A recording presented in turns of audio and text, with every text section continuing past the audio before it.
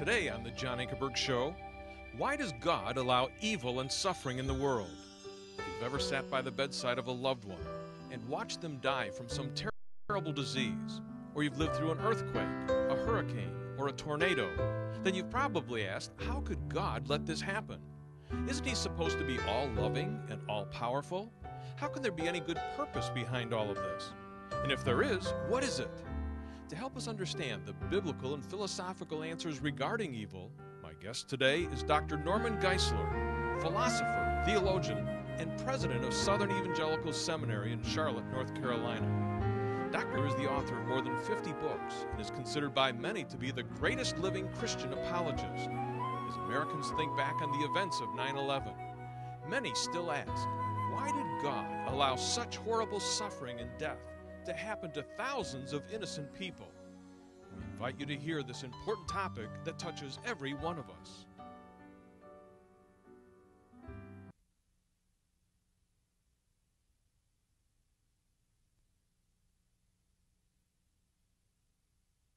Welcome. We're talking about the problem of evil.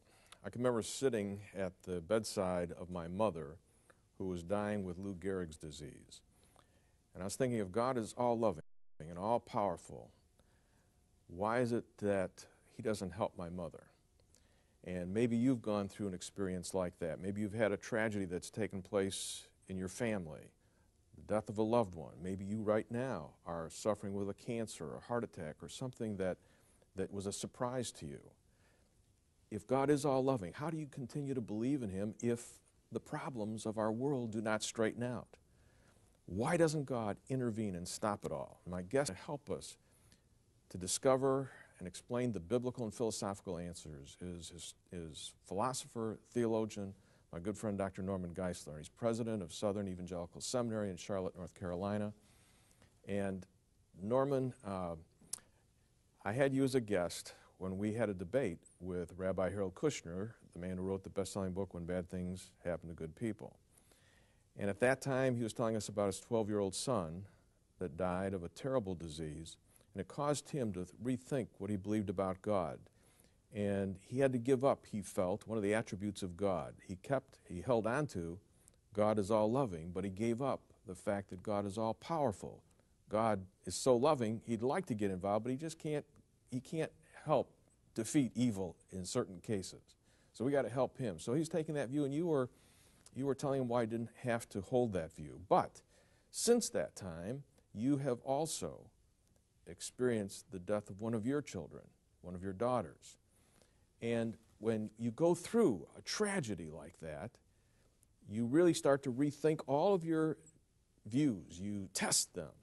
And people that are listening right now, they'd probably want to ask you and say, when you went through that and you went back on the very things that you're explaining to us, did it work for you? Does it still make sense? Was it helpful for you? Is this something that really is what people need to latch on to? I remember that very well, John. I remember saying to Rabbi Kushner, I empathize with you, I sympathize with you, but you know, your God is not the kind of God that can give you any ultimate comfort in this, because you're not even sure you'll see your son again, because you didn't even believe that he would live on after death for sure. And I said, your God is not all-powerful, and He can't bring good out of evil. So the kind of God you need is the kind of God who's in the Bible, who's all-powerful and all good and all-knowing and can do something for your situation. Never knowing at the time that I would go through things that probably are as equally difficult or worse than Rabbi Kushner did. Since that time, in 18 months, we lost a father, a mother, a sister, a brother-in-law, and our two closest friends. And I'd been a pastor for years, and I'd comforted people in their sorrow and in their suffering. But I wasn't ready for the biggest evil that ever hit me when our daughter died a tragic death just 2 years ago. And it's just something, John, that you have to experience to understand. It's like a 100-foot-tall tidal wave coming at you, and you know you can't swim. And I had to cast myself on the grace of God and trust that what I believed was really true. my grace is sufficient for you, the Apostle Paul said in 2 Corinthians 12. And I would wake up at night singing songs on the attributes of God. God is light, God is good, God is eternal, God is gracious, it is well with my soul, peace like a river. All these great hymns of the faith that talk about the attributes of God were the only comfort I had, because everything human had evaporated.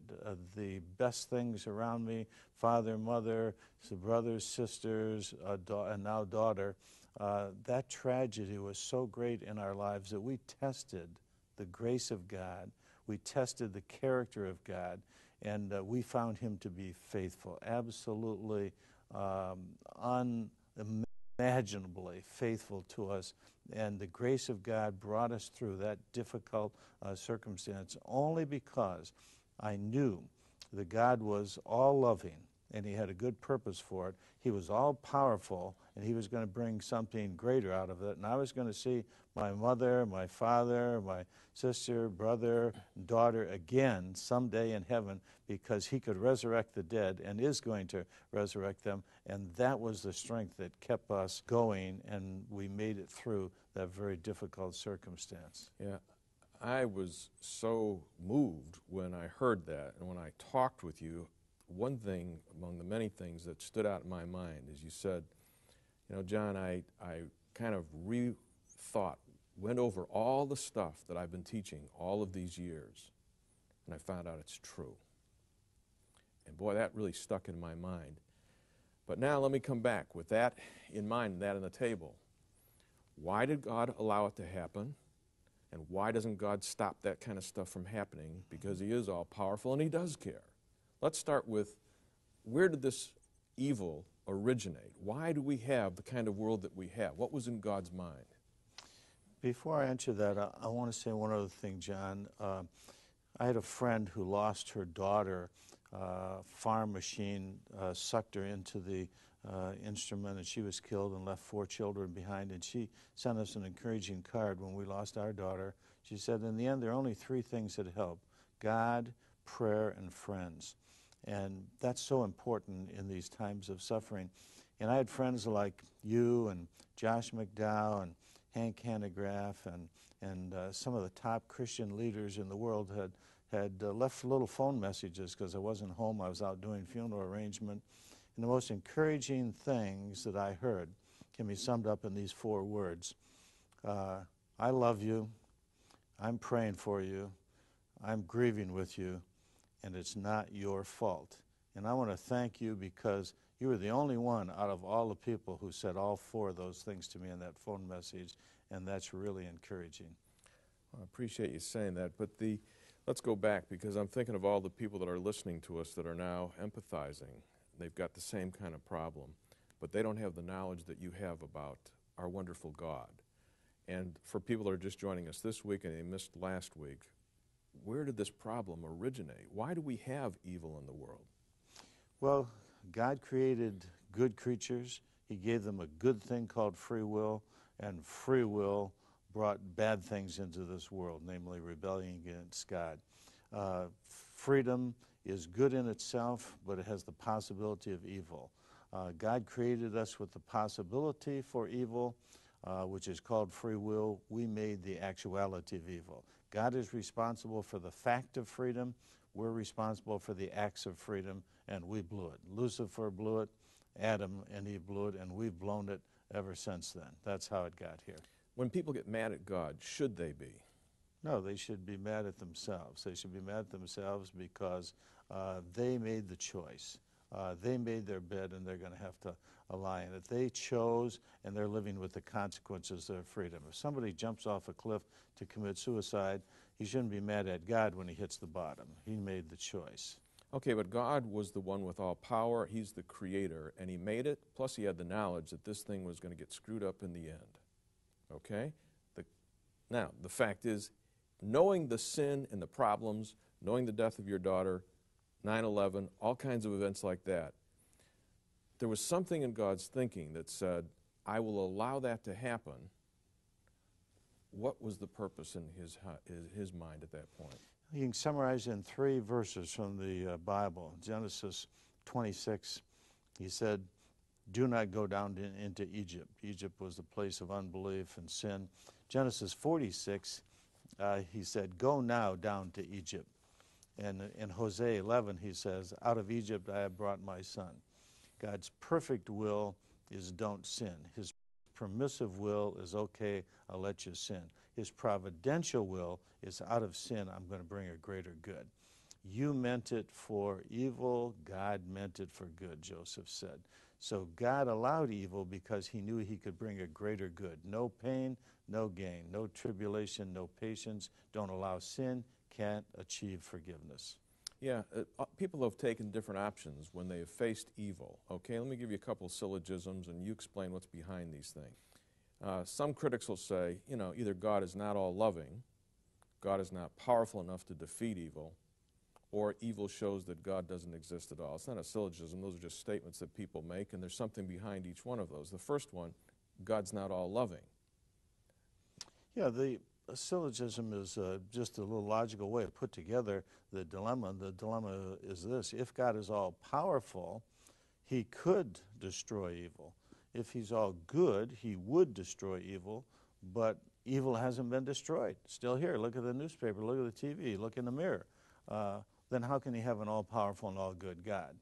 And the problem with that way of putting it is that they forget that the middle, the second premise, as it's called in the syllogism, is that evil is still here, but what they should say is evil has not yet been destroyed or defeated. Now, once you say that, because God may yet defeat it tomorrow, so they have to rephrase it and say if he's all-powerful, he could. If he's all good, he would. Evil has not yet been defeated, therefore it never will be. But how do you know that? Unless you're God, you can't know everything. So they have to pretend they're God, know everything, in order to know that it won't work. And if they back off and say, well, evil is not yet defeated, and I can't tell you whether it ever will be, then we say to them, hang on, it's coming. If he's all-knowing, he knows the end from the beginning. If he's all-powerful, he can bring a greater good. If he's all good, he wants to do it. So if he wants to do it and he can do it, and he knows the end and he knows it's going to be done, then just hang on, it's coming. All right, we're going to take a break, but when we come back, I want to push you further on that because there might be a guy that's laying in the bed right now saying, you know, you're talking about the fact this is going to come, but I'm suffering big time right now. I'd like to believe in a God that could stop it now. Why doesn't he stop it now? What's going on? And oh, by the way, what's the hook that I should base all of my hope that he's going to do something in the future like you're saying? So both sides of that coin, talk about it when we come right back. Stick with us.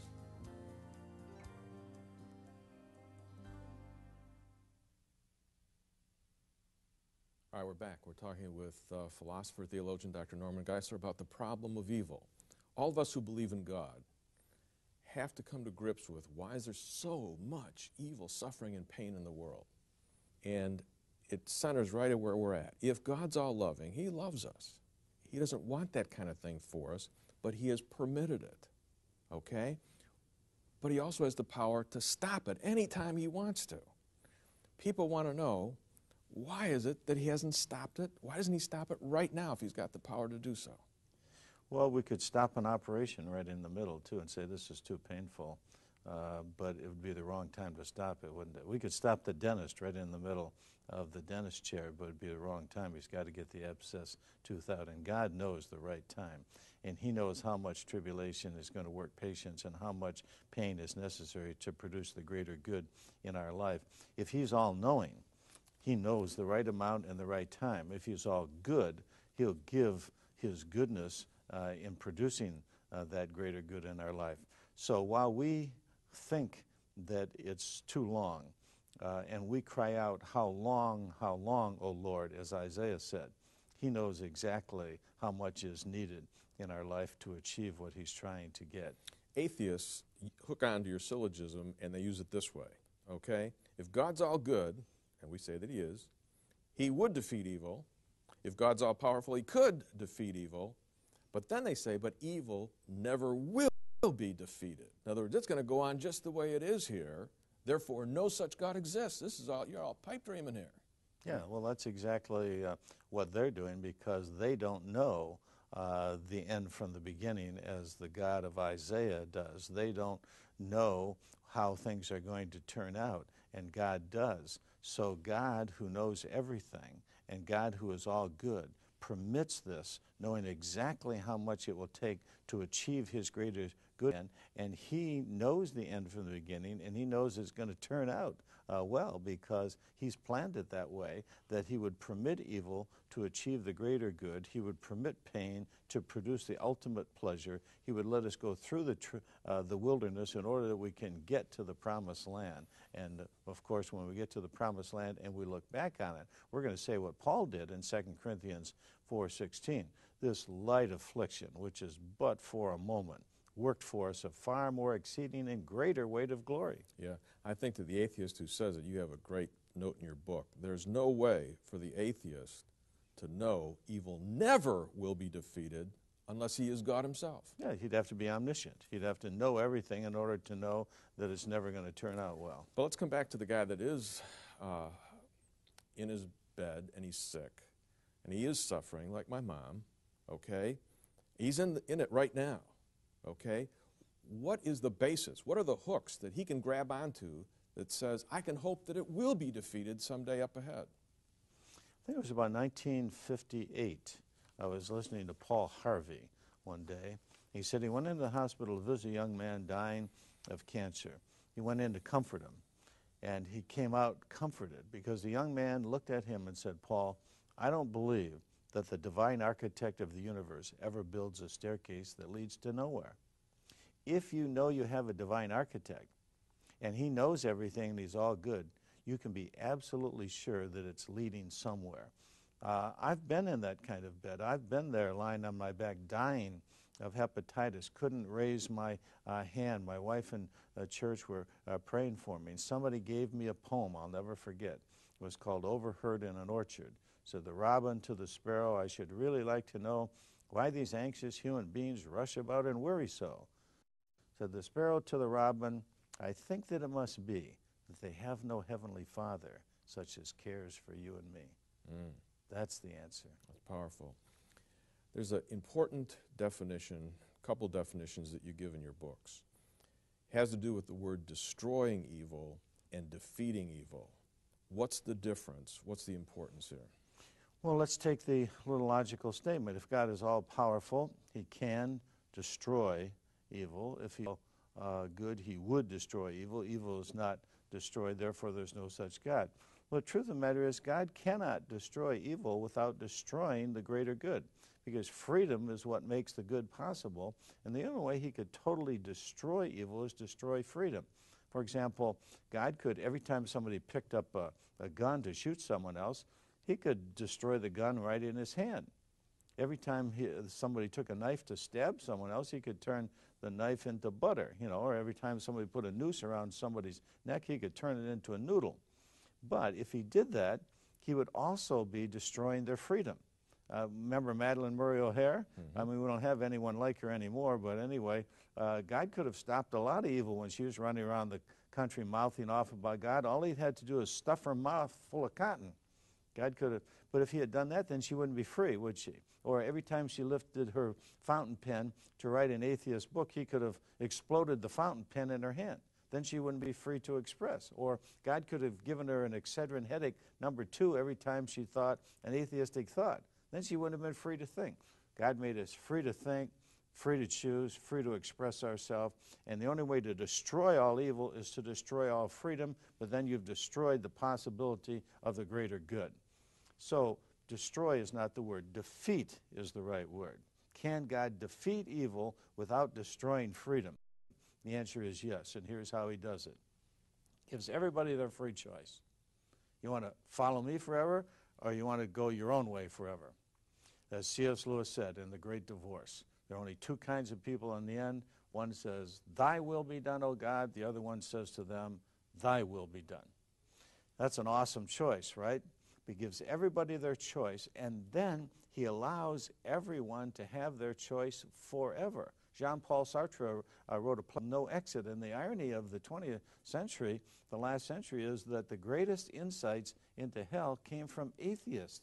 Nietzsche said that I would rather will nothingness than not to will at all in the genealogy of moral. Jean-Paul Sartre said in his play, No Exit, the door of hell opened, and they were all given a chance to leave, and nobody left. Why? They're all condemned to their own freedom. They chose to be there. The door of hell is locked on the inside. So the way God defeats evil without destroying freedom is he allows everybody to make their choice, and then he says to them, you've got it. You remember Milton's Paradise Lost? Satan said, I would rather reign in hell than serve in heaven. To which I respond, God says, you've got it. You've got it.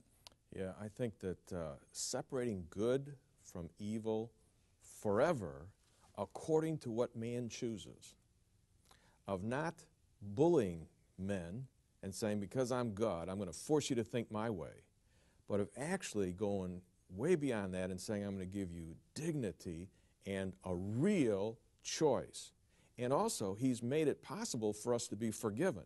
It's already been done, and it's sitting there waiting for us that we can have this relationship with God forever, but he won't force us into it. I think it's absolutely astonishing when you realize that's the case. It is, and Jesus is a perfect example, Matthew 23. He's weeping, O Jerusalem, how often I would have gathered you together as a mother hen gathers her chicks, but you were not willing. God will not force us into the fold.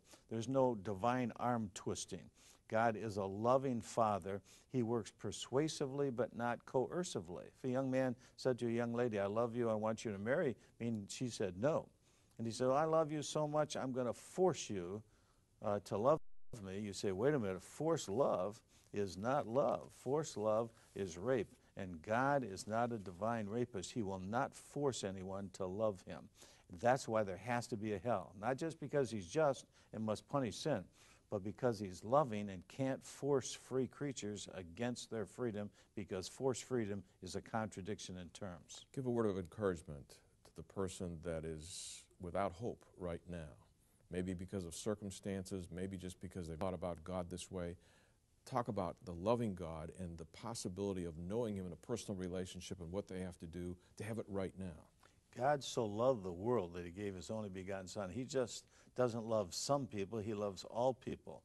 God loves you. He sent his Son to die for you. He's paid the penalty for your sin. He doesn't want you to suffer, and he's got a place where there'll be no suffering, no sin, no death, no sorrow forever. If that's not hope, what is hope? So much more, and I'm sure there's so many more questions that are coming up in your mind. Join us next week. We're just getting started again in a series of programs that are dealing with the topics surrounding the problem of evil. And next week, a humdinger. Why does God allow suffering? And how come physical evils, such as earthquakes and tornadoes and cancer, how can they be explained in the scenario that we're talking about? Okay? So important. I hope that you'll join us.